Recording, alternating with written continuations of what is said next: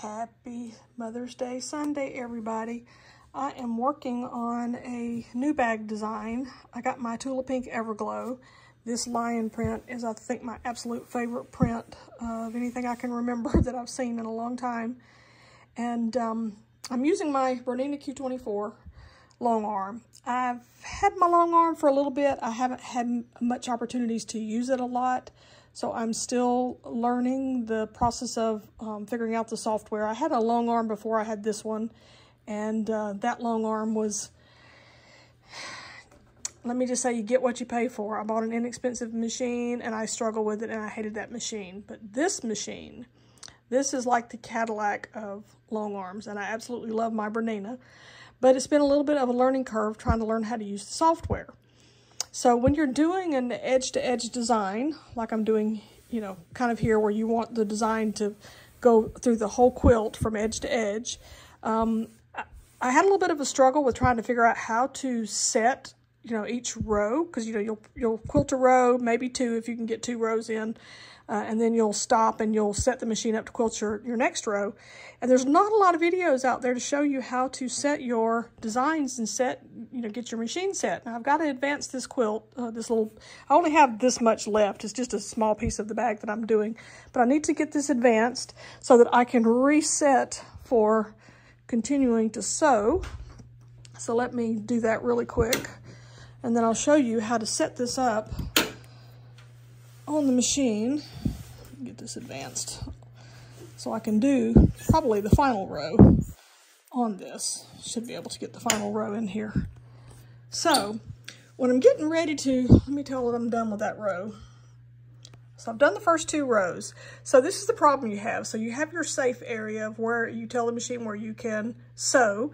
I did the first 2 rows. I could safely do both of those rows, but I've got to get this last row in. So trying to figure out how to reset the machine to know where to start so that it keeps everything lined up is not as difficult as I made it out to be the first time. I just couldn't find anybody out there that could help me. So I'm gonna make this little video to show you guys what I'm doing. So I'm gonna go back to the last row of stitching that I made, and I'm gonna find a spot in that row. I'm gonna pick like the very bottom of this. I know you probably can't see this very well because it's a very light thread, but I'm going to come down here to the bottom of this design and pick a stitch in that design. And I'm going to place my needle, and I have my laser light, which I'm also not sure you can see, but I have a laser light that pinpoints exactly where my needle is going to land. And I'm going to try to just bump this a little bit. It's hard to move because I got the belts engaged. But I'm going to try to get that needle point, laser light, at a spot, good grief, I'm having a hard time here, on that last row of stitching that I did. There we go, that's a good spot. And it's kind of like right where, if you can see this loop, on that loop, I'm like right at the bottom of that loop, so that when I come over here to my screen, I can tell the screen where my needle is sitting in relation to that last row of stitching. So right now, it thinks my needle's way up here, but my needle is actually way down here. So I'm gonna come over here where it says Realign Safe Area. I'm going to tell it to reposition on the screen. I don't want to snap to point, because snap to point means reposition it where my needle is. That's not what I need. I need my needle, the machine, to know exactly where my needle is sitting on this design. So I'm hitting reposition on screen. Then I'm going to come over here where this crosshair is, and I'm going to drag it down to where I have it sitting on that design. Now, it may not be exact by the stitch. You can also zoom in and make this bigger so you can see exactly where you're putting that crosshair. I don't really need to do that. I don't care if it's not exact, because this is just a bag I'm making for myself. See if I can drag it a little bit. But I want it about right there. So now when I tell it, hit the check mark, tell it okay, now it repositions itself and it knows where my needle is sitting. So in order for me to stitch this last row, I need to select it. I'm going to come over here to my sew options and tell it to cue, well, I got to select it again, to cue that, because that's what I want to stitch. I don't want to stitch what I've already stitched, and I don't have anything past this. So I'm going to stitch that right there. and tell it okay. Now the next thing I want to do, because I am using such a short piece here, is I want to make absolutely certain when I get to the bottom, I'm not going to hit into my leader cloth or hit my pins. So I'm going to drag my machine head down to about as far as I want it to sew.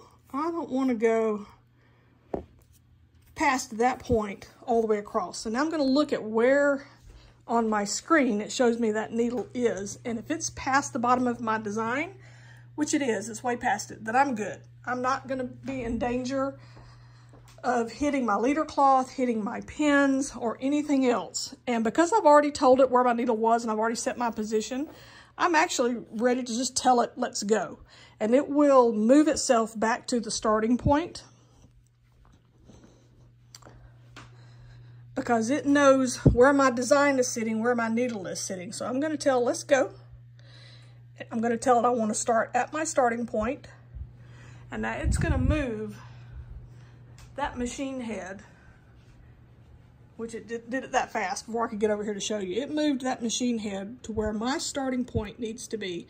Now I'm just going to pull up my bobbin thread, and I need to do this with both hands, so bear with me while I prop my phone up here.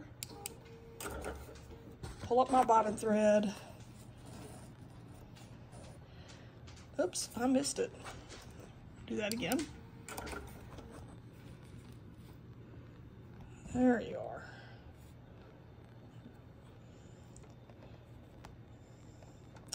Well, my bobbin thread, there it goes. All right, now I got it. So I need to kind of hang on to those, and then I'm going to hit the green check on my machine to get this started. While I'm holding on to those threads. Okay. Now I can just trim these threads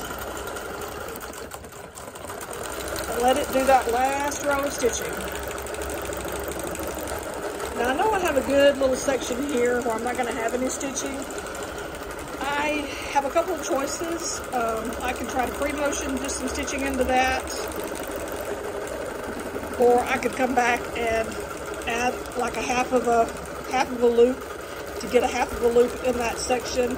I just don't want to run into any danger of hitting that bottom. So I think what I'll do is I'll just free motion that a little bit, but I also have to trim this piece as well before I am ready to start putting my bag together. This is just one big piece that I'm going to be cutting smaller pieces out of for the bag, so it may be okay. I may not even need most of that section there, which I hate to waste the beautiful lions, but we'll see how it goes. I just wanted to show that little piece for anybody who has a Q24 and with the Q-Matic software and you struggle to figure out how to get your edge-to-edge quilts set, and I hope my video is helpful. Thanks. Bye.